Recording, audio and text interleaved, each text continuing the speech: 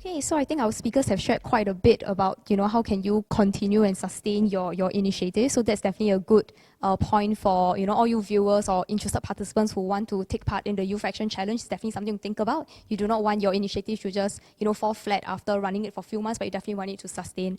And I think just now, so both Aaron and Sheena brought up good points about, so Aaron mentioned a little bit about this judgment mindset of a privileged community, and Sheena also talked about this entitlement mindset, right, that some of these disadvantaged communities may have, and it's really about, the empowerment of the individual. So I think the question right now is really, this seems to be quite a culture type of thing that we already have in Singapore. So, definitely if we want to, move towards inclusion, we really need to start to dissect some of these things and, to really start leveling the playing field. And how do you think we can begin to start doing this in that sense of trying to shift people's mindsets?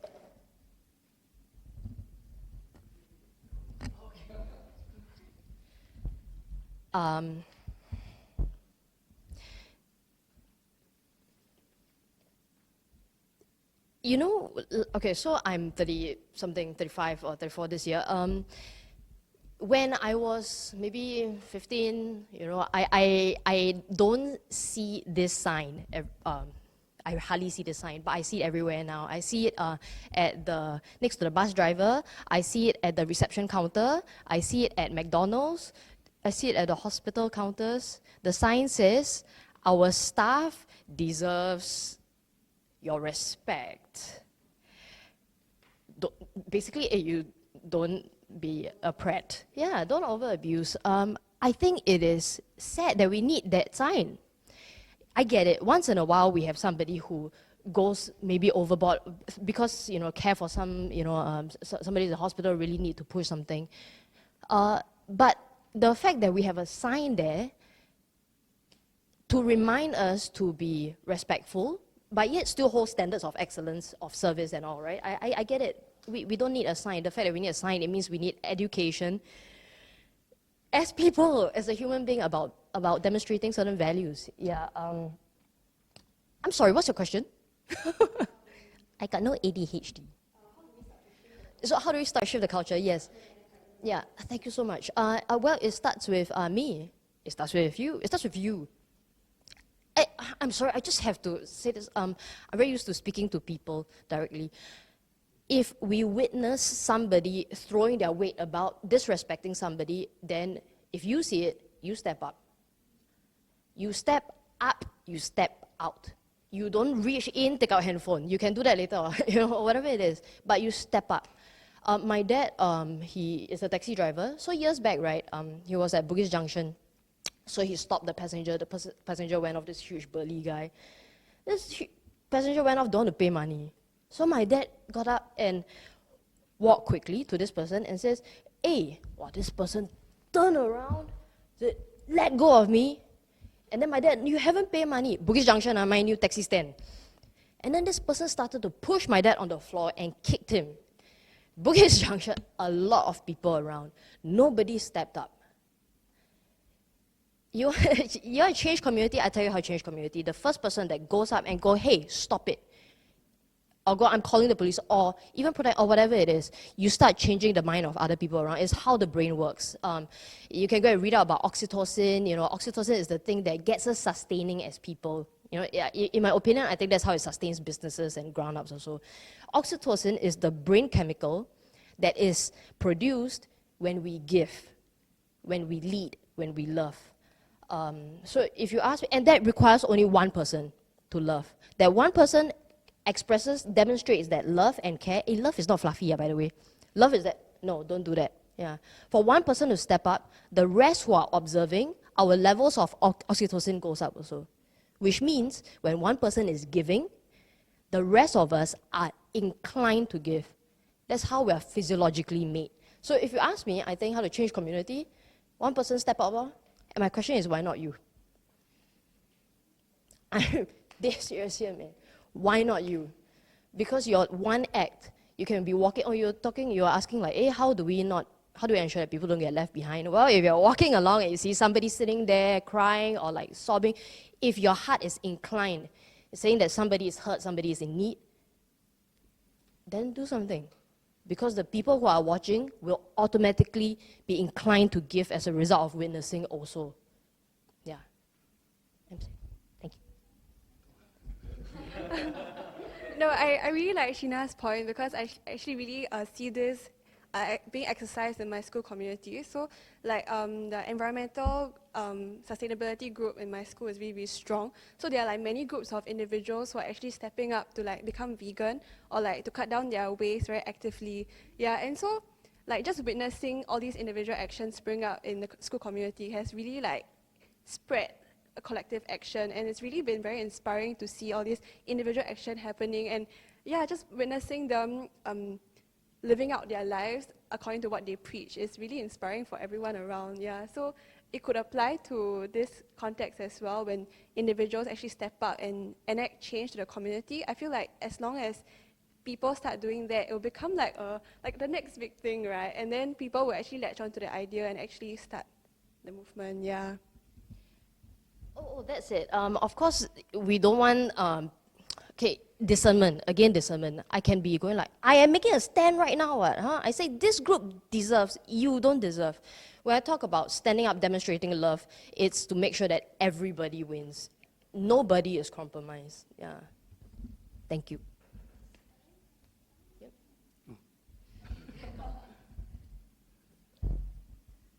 Okay, so so I think now we can start to talk a little bit about inclusion and how does that look like. So I'm just gonna assume that all of you are very passionate about inclusion, which is why you are even a speaker under this for this session. So really, I would like to understand in terms of your perspective, what do you think are some of the trade-offs of inclusion?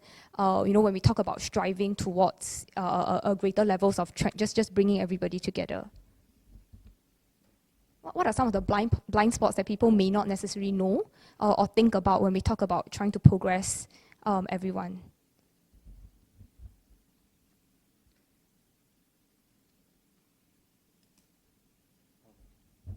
Perhaps I'll just share.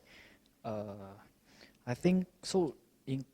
Because I'm in a students' union, so we represent students' interest, which means that we want to include student voices in major decisions that ultimately will impact the lives of students.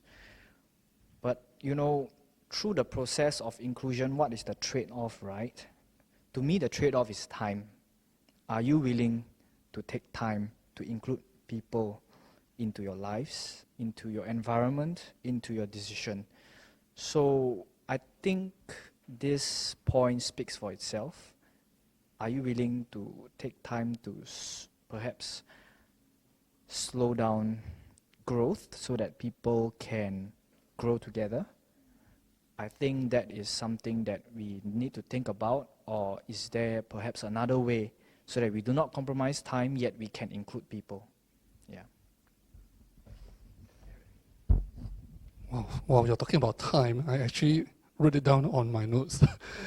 So I share about my personal experience for the last about 3 months. Right, I was a bit tied up setting up a cafe just outside NTU.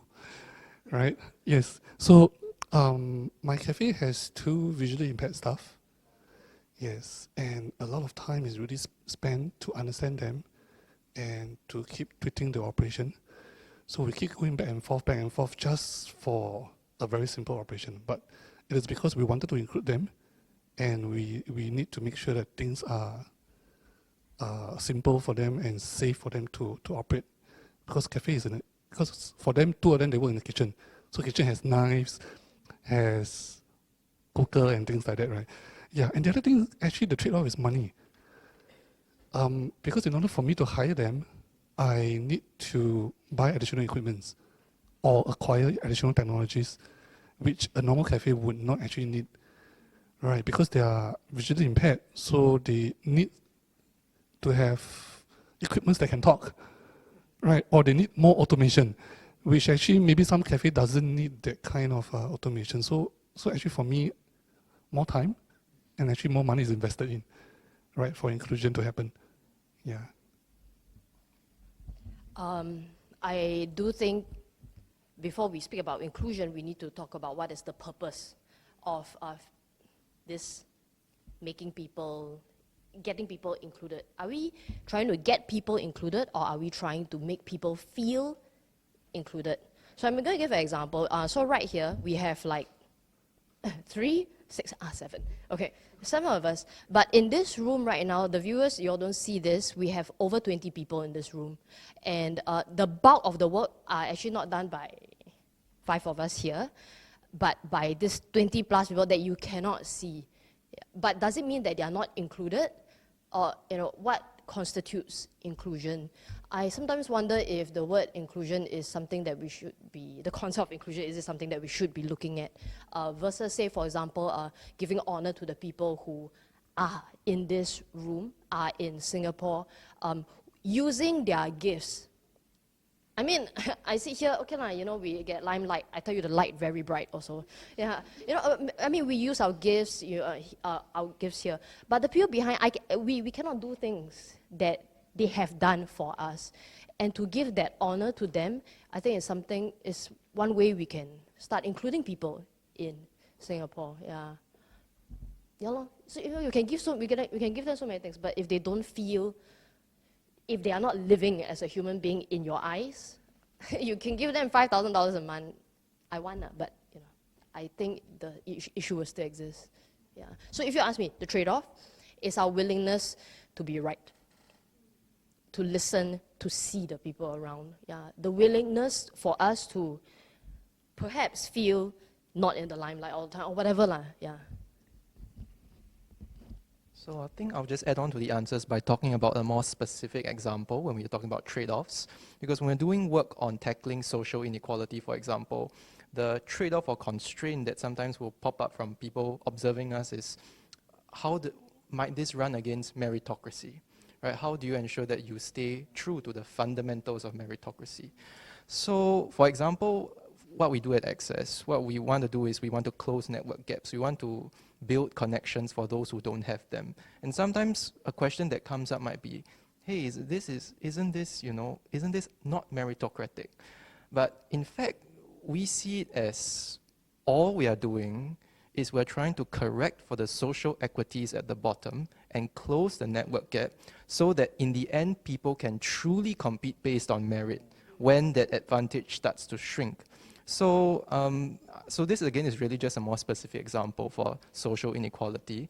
But I think it also inspires us to think more generally also about when people say there are fundamental constraints against what we do, it might not necessarily be the case.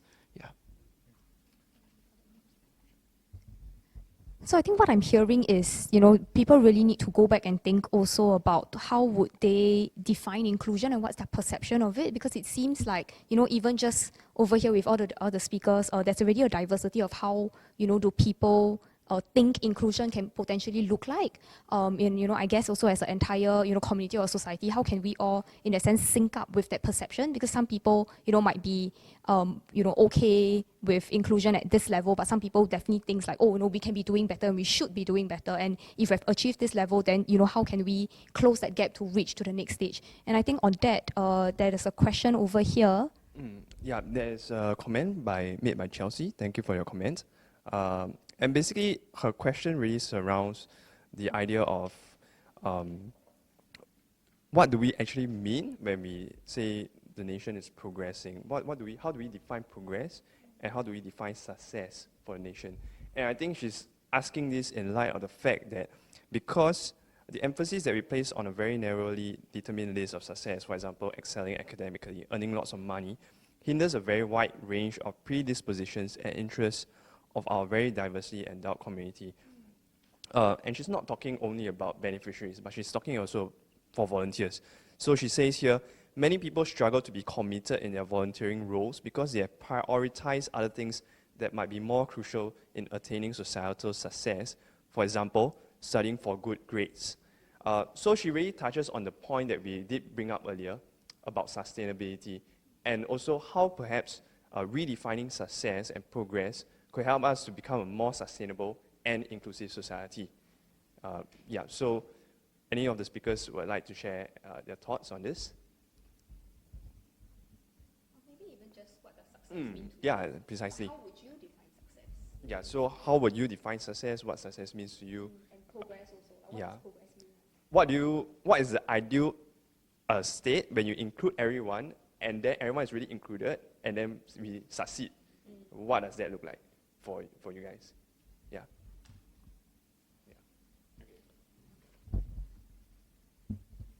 I think at least in school, it's a very common narrative to see that people are chasing after like career development instead of like more like social sector, like volunteering opportunities, right? And because all these things don't really build your resume as like going for a case competition does, yeah. So yeah, you can really see the turnout difference in all these events, yeah. And yeah, just echoing what Chelsea said about redefining prosperity and our ideas of success, right?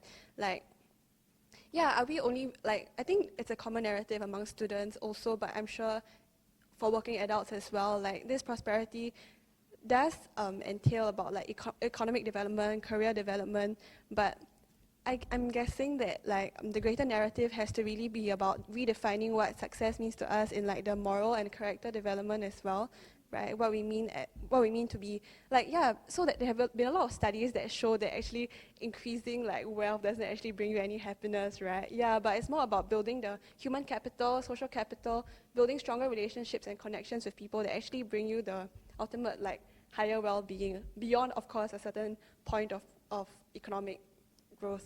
Yeah. I love that. And actually, the byproduct is wealth, ranks. Sorry, I also have another business. We talk about ranks. Climbing up the corporate ladder is, I think we got the direction a bit wrong. Like, I want to climb corporate ladder so that so that I can be this whole person. Because somehow or another, this 9-to-5 job can give me this peace. But I absolutely do agree with Wei Tong that when we learn to identify who we are, and we can only identify who we are based on the things that we do. So say, for example, let's do the dad kena whacked by another person on the floor. If I step up and then suddenly I go, wow, I protected this person, I feel like it's right for me, that's how I know what fits. That's how I know who I am as a person. If I step back and then at the end everything's over, and I go back and I go, shit, I wish I did something. It's revealing to me who I am as a person, what I am about. Yeah, and when I start demonstrating things according to who I am, the wealth will naturally come in, the cars and the whatever. A great family will naturally fall into place. But those things need to be the byproduct, not the first thing that we are going for.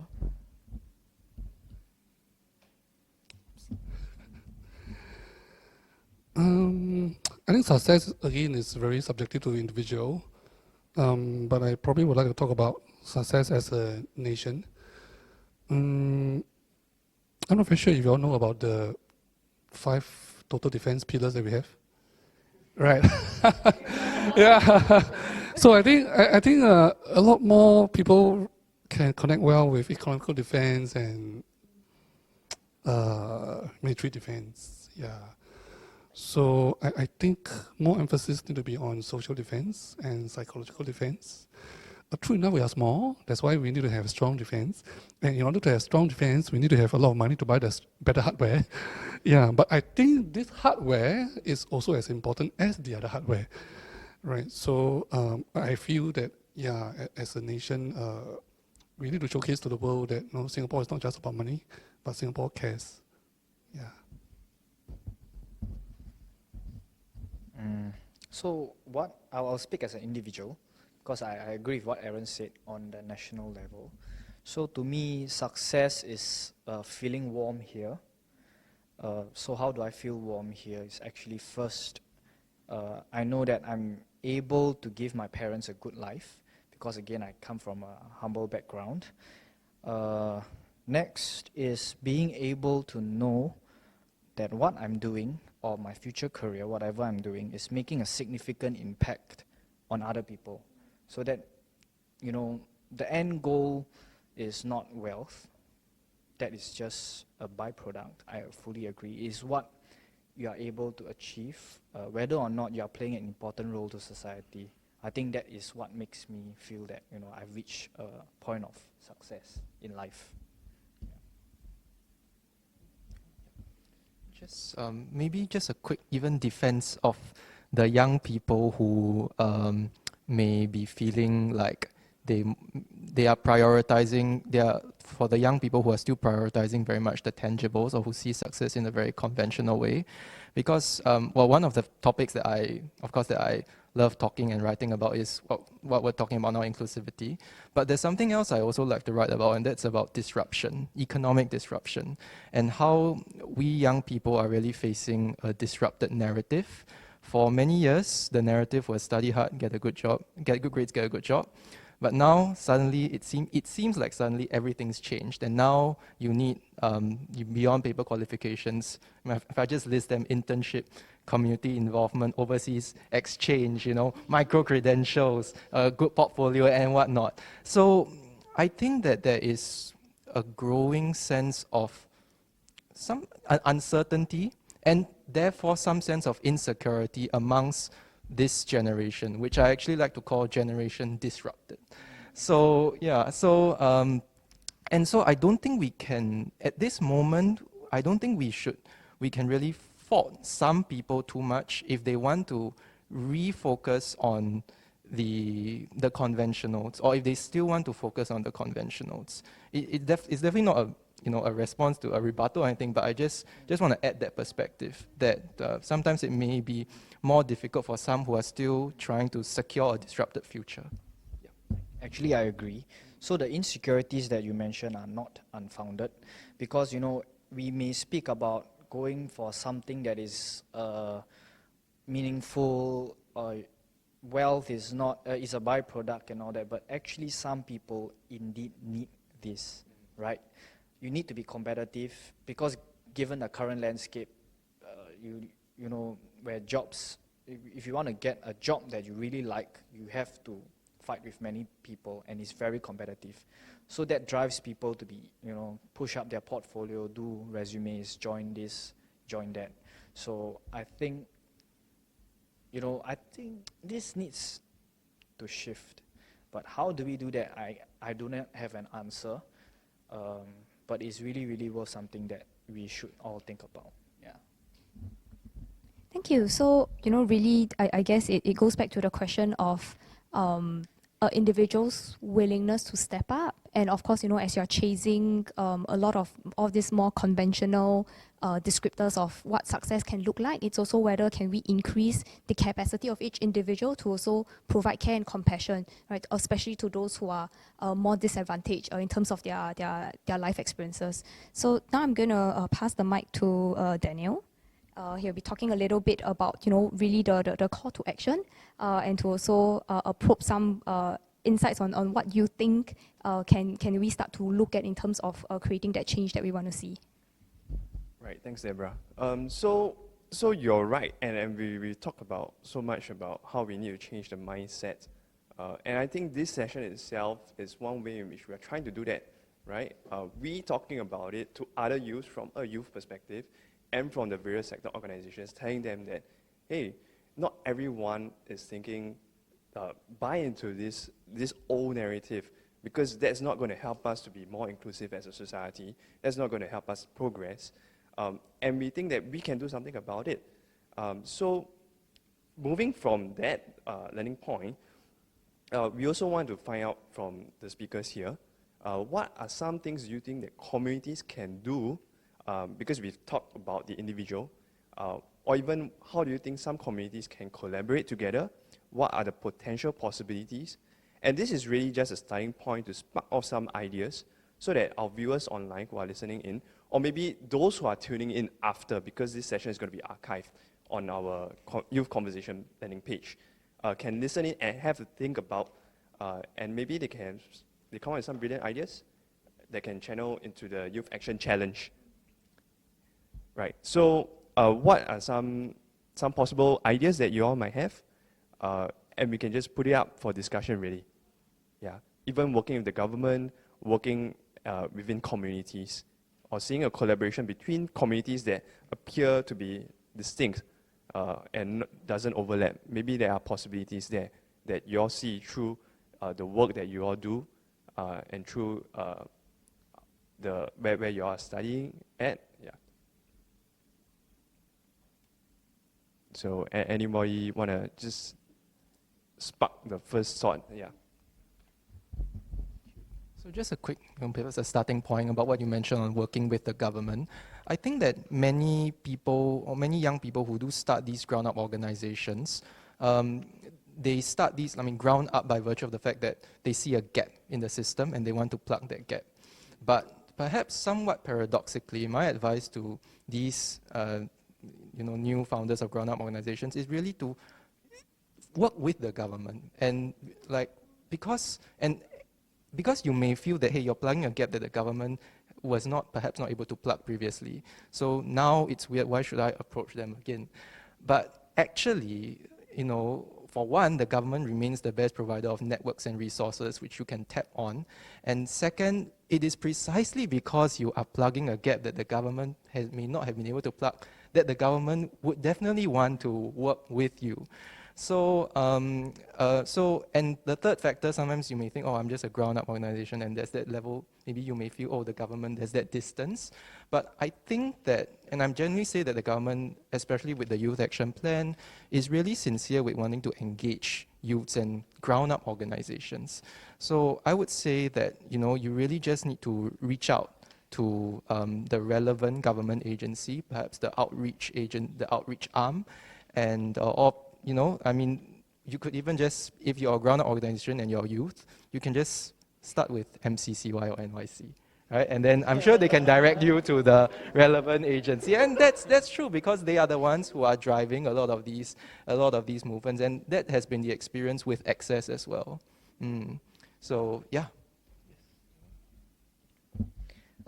For me, so as they mentioned earlier, there's this youth action challenge. Actually, I was very intrigued by it.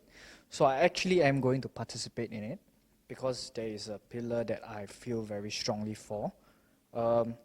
So I think I mentioned the steps earlier in our earlier conversation on how communities can come together and do their part.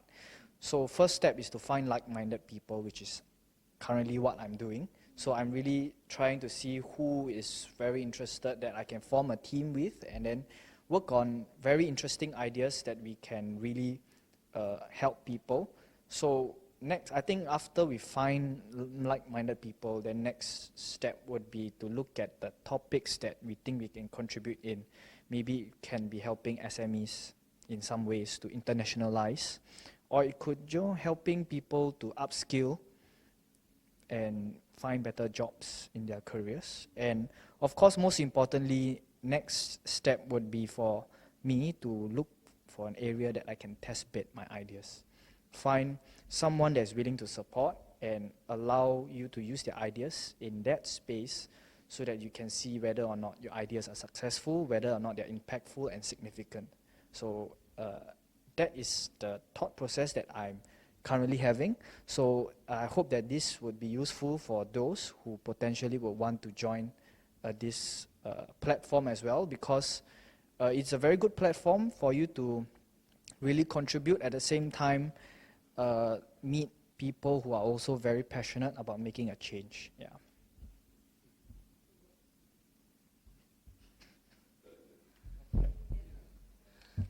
So, talking about change, right, sustainability and how to make things work, I strongly believe in 3P partnership, right? For people who don't know what 3P means, it means people, public, and private, right? So I share with you a project that I've done and currently still doing, right? So I came across a few ladies. They wanted to learn knitting, and they are thinking of selling knitted products, right? And these ladies are all visually impaired, right? So I use SkillsFuture funds to kickstart that whole workshop. So we did the Train the Trainers program. So now currently there is about 4 ladies who knows how to knit, and then I approached a corporate. So Johnson & Johnson are very willing to provide more funds to bring the project to a higher level and to provide their space, and also to mobilize their employees, because they need to do CSR. So they're now mobilizing their employees who knows how to knit and knit together with the ladies. So this is effectively actually a 3P partnership, right? And if we talk about inclusion, empowerment, sustainability, I think project has to be start off in this manner. We have to involve the underprivileged. It is not just all about us, right? Yeah.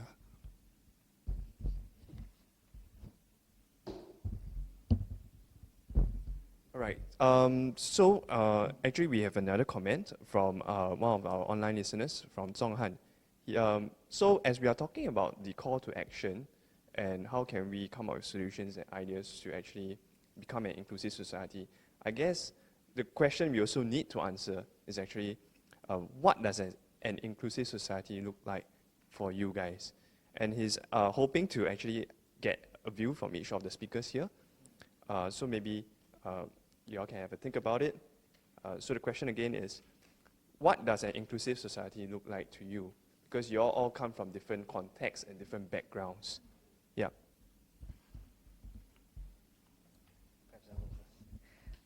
So what does an inclusive society looks like to me is actually remembering that there are certain groups of minorities that exist, and because only if you remember, then you will include them. That's how I look at it. So it's very important to know they exist, and when you want to make any decisions or participate in anything that is related to society, you should remember that these groups exist. So I guess I'll just give a quick one-liner. I feel that an inclusive society is one where no one gets left behind and where everyone has an opportunities to get ahead. Yeah. For me, I think an inclusive society would model after a society that has respect and honor for different kinds of people. Yeah, and so this is an issue about like what we emphasize on. So like back to the whole mindset thing about like whether it is just like growth that we're looking for, or like like what are we defining as success even? Yeah. One sentence. It's like haikus here, and I can't. Oh dear. Inclusive. I think we should take off all the labels. Inclusive means got exclusive, means got some line somewhere. This is personal as individual. I think we need to learn to see people as people. Yeah. I know it sounds very simple, but it's so difficult to see it happening. See people as people, and perhaps we will stop having conversations like, because I am Chinese, you are Malay, I am LGBT, you are ABCD, I don't know, but I go, oh my God, I see you, I see past your name even. I see you as this person who's talented. What kinds of talent? I can see it right there and then. You are loving, you are creative, and you are analytical, you're meticulous, and you're compassionate. And I mean all those things that I just said, but because we see you, we get to see people as people. And then I think with that, we learn to evoke those gifts.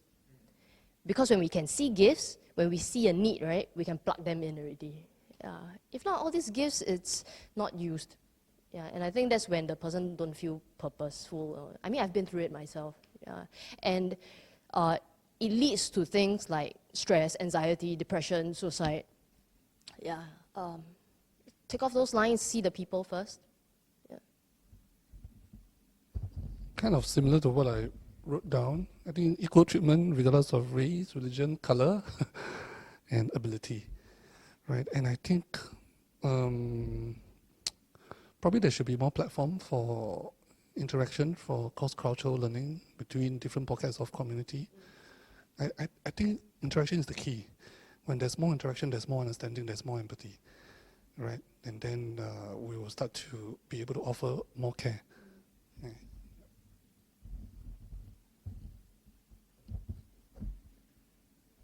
Thanks for sharing your views on what inclusiveness could look like. We just want to close off this round of discussion with just one last simple question.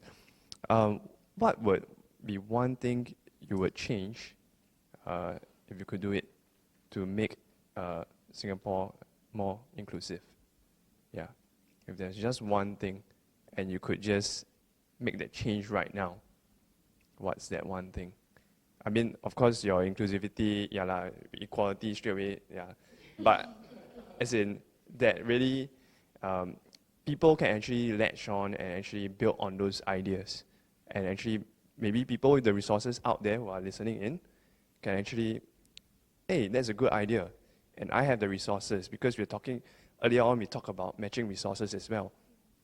Yeah, so airing your views now will be helpful as well. Yeah.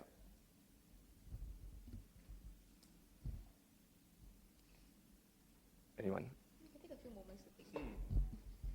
So, because I'm coming from a background where I'm from the Students Union, so naturally I would feel, I would gravitate strongly towards the inclusion of young people's opinions and voices when it comes to decision making.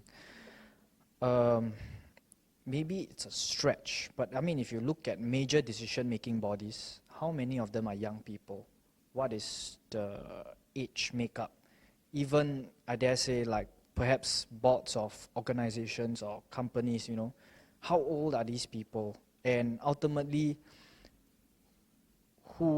what is the makeup of the youth? You know, although they said that, they always like to say that the youth are the future, but they tend to forget that we are also in the present.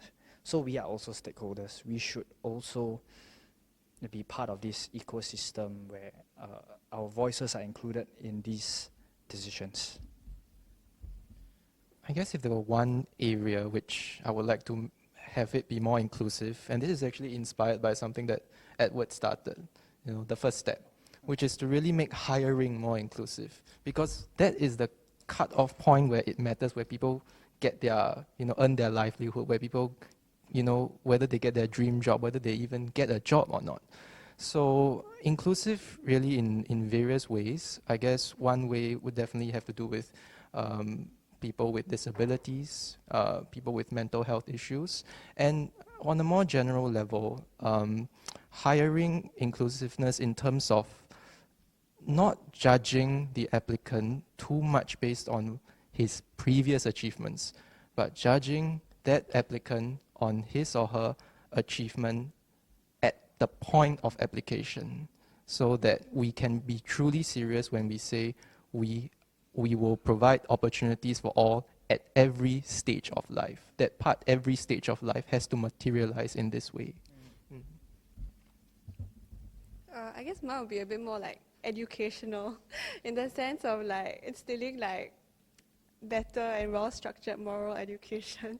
Yeah, because I guess in schools like yeah, it's like not as in, at least among students, like it isn't such a like isn't emphasized as much as like other aspects of like economic development, all that. But like, yeah, I feel like it's important also because yeah, building character is so important in like how we interact with people and like, yeah, build social relations also. Yeah, that's one thing I would change.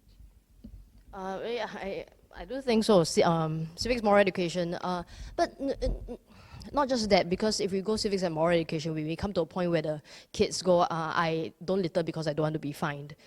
So I do think if there's anything I could put in a bit more into the education system, is to teach students how to discern.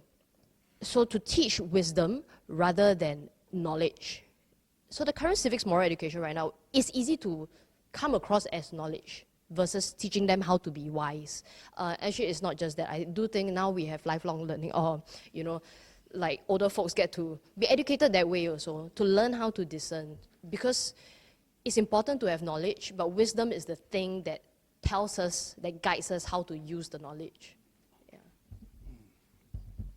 I think for me, my current focus is now is to provide employment for people with disability, and also the other thing is also to empower them to have an independent living.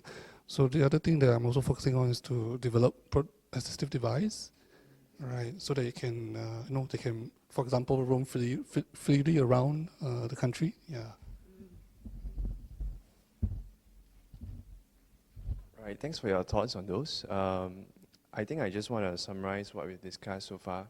at this point in time, and also possibly to wrap up the discussion for the day, for the night.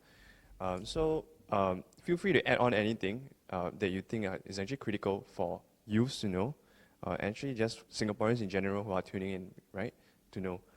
So I think at the start we talked a bit about mindsets and how there needs to be this change in the attitudes to actually see people as people, see beyond the label.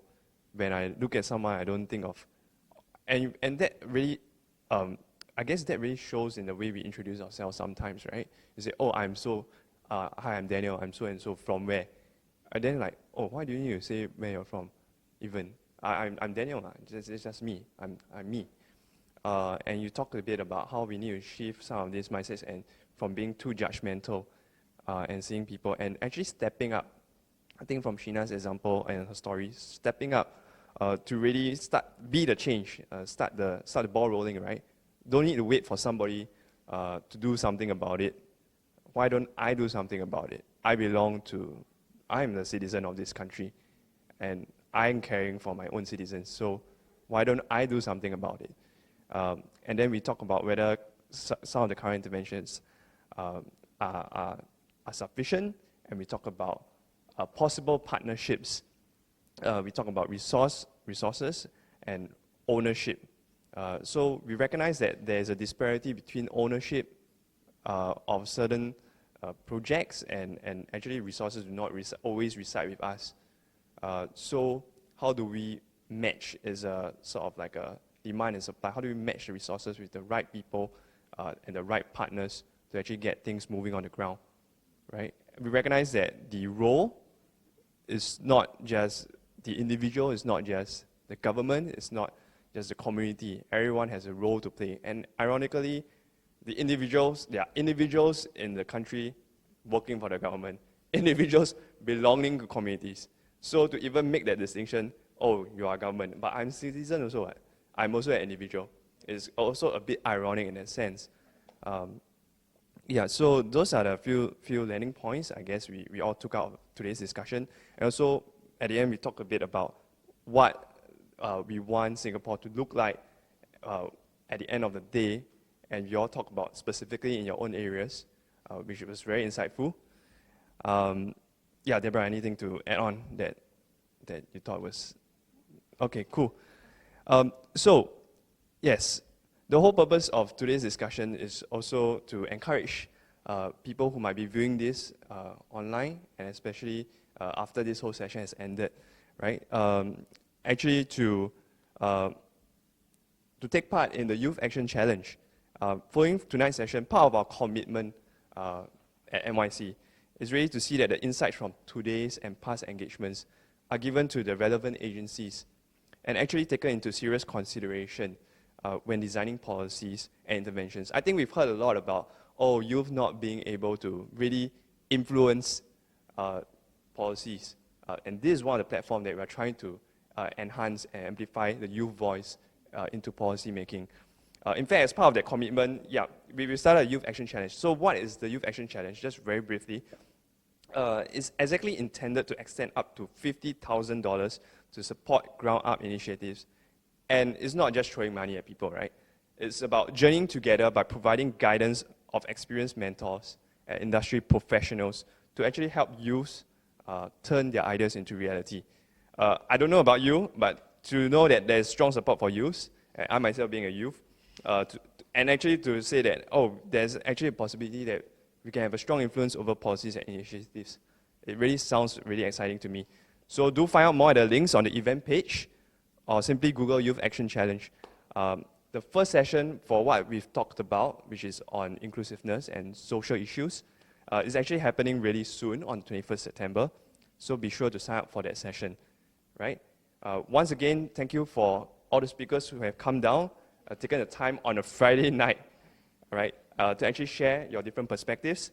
Thanks to our online listeners, and to those who have been open and willing to share their thoughts.